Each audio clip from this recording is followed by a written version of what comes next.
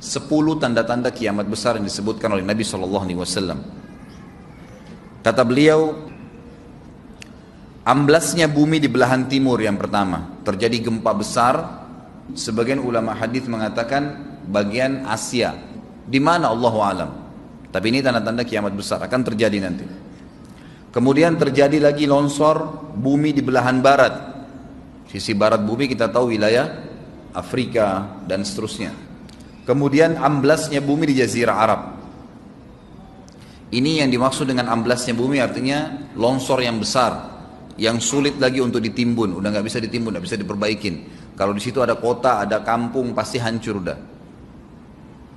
3 sekaligus terjadi longsor di 3 titik yang berbeda dan secara waktu atau dalam waktu yang bersamaan.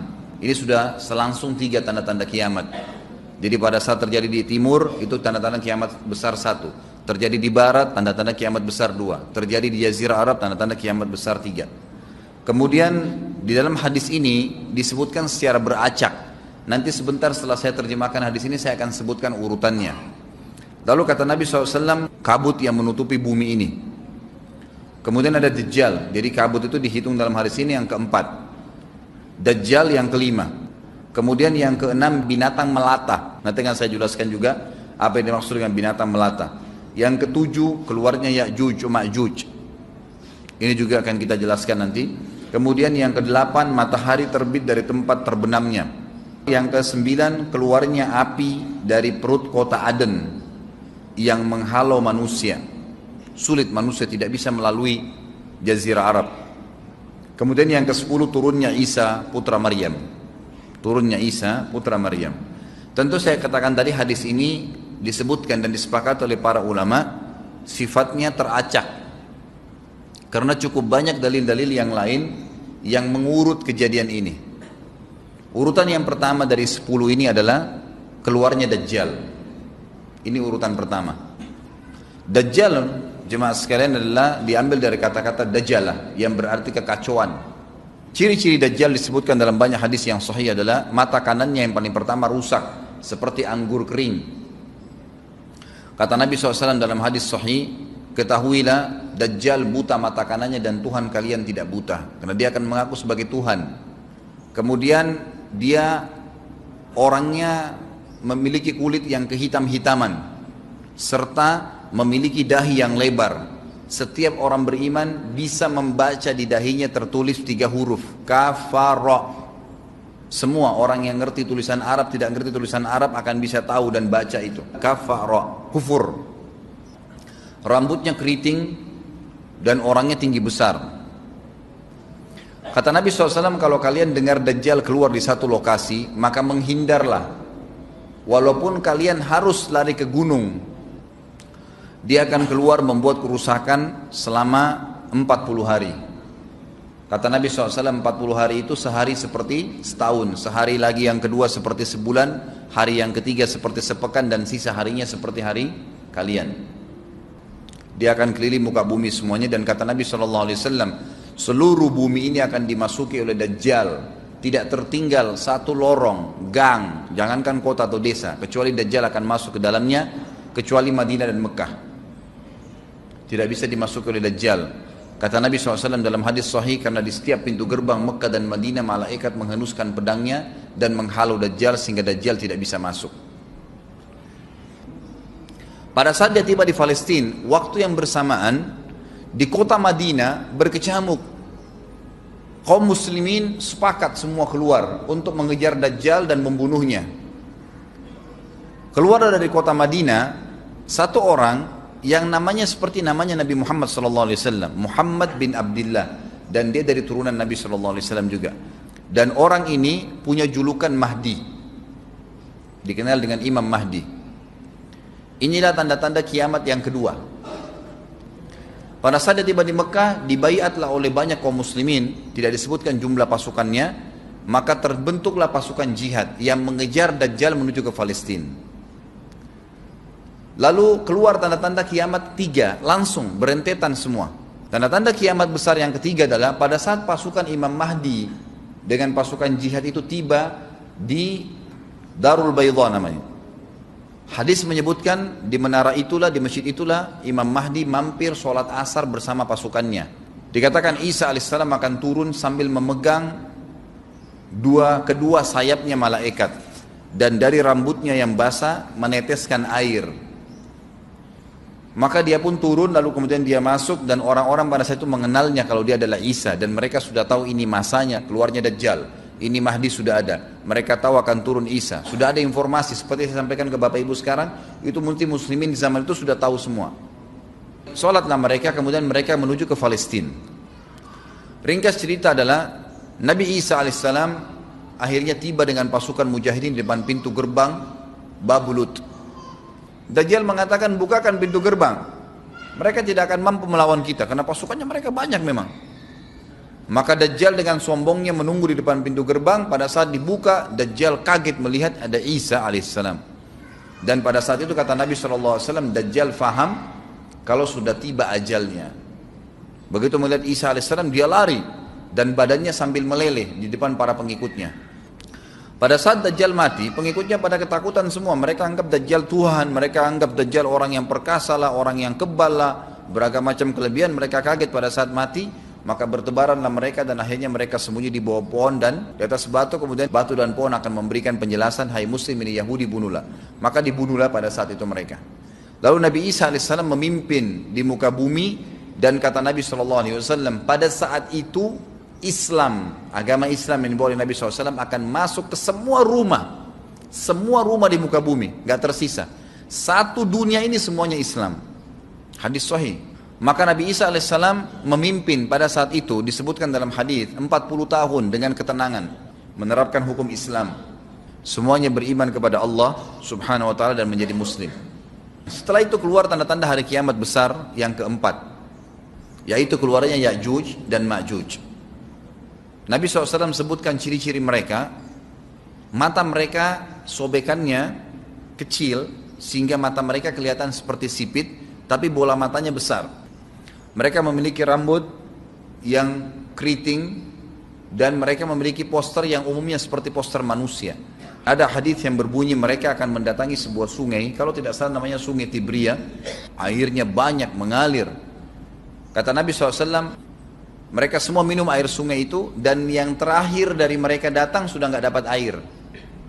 Artinya air sungainya habis diminum. Bayangin berapa banyak jumlahnya itu. Pada saat itu Nabi SAW mengatakan, Allah berfirman kepada Isa, berkata, wahai Isa, aku akan mengeluarkan hamba-hambaku yang tidak ada seorang pun dari kalian bisa mengalahkannya, termasuk Isa AS, nggak bisa mengalahkan. Maka selamatkanlah dirimu bersama dengan pengikut-pengikutmu ke Gunung Tur namanya. Jadi memang Ya'juj ini ciri khasnya, kata Nabi SAW, mereka memakan apa saja. Jadi bukan seperti manusia normalnya. Mereka membunuh semua yang bukan seperti mereka. Sampai-sampai kata Nabi SAW tidak ada yang bisa mengalahkan mereka dan jumlah mereka sangat banyak. Salah seorang di antara mereka tahu dia akan mati kalau sudah punya 1000 anak. Kata Nabi SAW dalam hadis Bukhari, kecelakaanlah bagi orang-orang yang ada di Jazirah Arab. Kemungkinan besar makna ini adalah tempat mereka dekat dengan Jazirah Arab. Kata Nabi SAW, kecelakaan bagi orang-orang yang Jazirah Arab karena telah terbuka dari lubangnya Ya'juj Ma'juj sebesar ini. Udah kasih isyarat dengan jari ibu jari sama jari tengahnya. Artinya mereka sudah bisa melihat keluar. Pada saat mereka keluar, maka mereka akan mulai membuat kerusakan. Kata Nabi SAW di dalam hadis sahih riwayat Imam Bukhari, bahwasanya Ya'juj Ma'juj akan membunuh siapapun yang mereka temui. Bahkan pada saat mereka sudah merasa menguasai bumi, mereka melepaskan anak-anak panah mereka ke langit. Lalu Allah menurunkan anak-anak panah mereka sebagai fitnah dipenuhi dengan darah. Maka mereka berkata, kami telah membunuh semua yang ada di bumi dan semua yang ada di langit. Kata Nabi SAW, Allah lalu mengizinkan Isa untuk berdoa kepada Allah agar memusnahkan mereka. Maka Isa alaihissalam pun akhirnya berdoa, meminta kepada Allah subhanahu wa ta'ala agar mereka semua dimusnahkan. Maka pada saat itu pun Allah subhanahu wa ta'ala menurunkan kepada mereka hama. Sebagian hadis menyebutkan serangga kecil seperti cacing, banyak sekali yang menimpa tubuh-tubuh mereka. Setiap orang satu. Dan itu membuat mereka mati. Kemudian setelah itu Isa alaihissalam memimpin lagi di muka bumi sampai beliau meninggal. Setelah Isa alaihissalam meninggal, kembali lagi sebagian besar manusia berbuat kekufuran. Maka Allah subhanahu wa ta'ala keluarkan tanda-tanda kiamat besar yang kelima. Yang kelima ini adalah keluarnya hewan atau binatang melata. Binatang melata ini disebutkan dalam hadis yang sahih riwayat Bukhari, bahwasanya Allah SWT akan keluarkan, tapi tidak disebutkan dari bumi mana dia keluar. Dia akan keluar hewan melata yang bisa berbicara seperti manusia dan badannya dipenuhi dengan bulu. Allahu a'lam bagaimana. Kemudian dia datangi orang-orang yang kufur tersebut dan menasihatin dan mengingatkan mereka. Yang tidak mau beriman, dalam hadis dikatakan dicap oleh hewan tersebut. Allahu a'lam dicap seperti apa, sehingga ketahuan mana yang kafir, mana yang beriman. Terus dia keliling di muka bumi tapi tidak disebutkan berapa lama. Lalu kemudian Allah lenyapkan si dabbah ini. Kemudian datang tanda-tanda kiamat yang ke-6. Tanda-tanda kiamat yang ke-6, 6, 7, 8. Itu berentetan semua.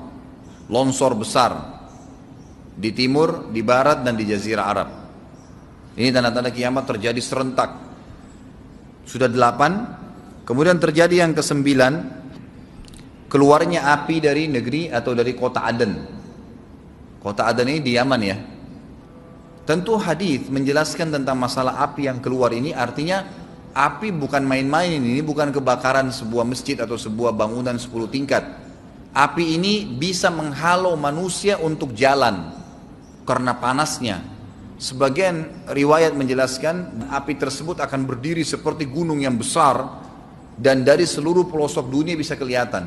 Kita bisa bayangkan bagaimana itu. Yang akhirnya akan menggiring atau menghalangi orang-orang untuk jalan, susah. Sebagian ulama hadis mengatakan mereka nggak bisa jalan, tidak bisa ada penerbangan, tidak bisa ada orang jalan karena panasnya bumi ini dari api tersebut. Dan itu memang kemungkinan besar akan keluar satu waktu, Allahu a'lam kapan. Dan yang terakhir, tanda-tanda kiamat sebelum ditiup sangkakala adalah terbitnya matahari dari tempat terbenamnya. Dan ini sudah terakhir sekali. Makanya kata Nabi SAW, taubat akan diterima sebelum matahari terbit dari tempat terbenamnya. Artinya selama yang lain itu masih ada, masih bisa taubat. Kalau sudah itu, sudah sulit. Ini tanda-tanda kiamat. Sebagian ulama memasukkan tanda-tanda hari kiamat kecil, ada yang masukkan tanda-tanda kiamat besar. Ada dua hal. Yang pertama itu adalah keluarnya Dzu Suwakatain. Ada orang dari negeri Habasyah dikenal dengan Dzu Suwaka. Dzu Suwaka ini sak artinya betis. Diberikan julukan Dzu Suwaka karena betisnya sangat kecil. Orang ini, Bapak Ibu sekalian, kata Nabi SAW akan menghancurkan Ka'bah. Dan kata para ulama pada saat itu memang manusia sudah sunyi, nggak ada lagi yang datangin Ka'bah. Orang-orang sudah lalai gitu kan. Keluarlah orang ini. Makanya sebagian ulama masukkan dia tanda-tanda kiamat sebelum terbitnya matahari dari tempat terbenam. Ditambahkan ini yang ke-11 gitu. Atau ini yang ke-10, terbitnya nanti kiamat yang ke-11. Kata Nabi SAW, dia akan mencabut batu-batu Ka'bah satu persatu sampai rata dengan tanah. Dan saya sedang dilihatkan oleh Allah sekarang bagaimana pada saat dia mencabut batu itu. Hadis sahih riwayat Bukhari Muslim. Yang terakhir, yang kedua, yang berhubungan juga dengan tanda-tanda kiamat, ada yang memasukkan kiamat kecil, tapi ini lebih dekat dengan kiamat besar. Orang yang terakhir meninggal itu adalah orang dari asli suku Madinah yang sedang mengembala kambing. Kata Nabi SAW, orang yang terakhir meninggal dari kalian kalangan manusia, semua orang sudah mati, tinggal dia sendiri, tapi dia nggak tahu. Dia lagi mengembala kambing, kemudian dia masuk dengan gembalanya ke kota Madinah, ditemukan semuanya tidak ada kehidupan, nggak ada orang, nggak ada binatang, nggak ada apa-apa, tinggal dia sendiri. Pada saat dia meletakkan telapak kakinya di kota Madinah, maka pada saat itu dia meninggal. Dan inilah manusia terakhir meninggal sebelum ditiup sangkakala terakhir. Allahu a'lam.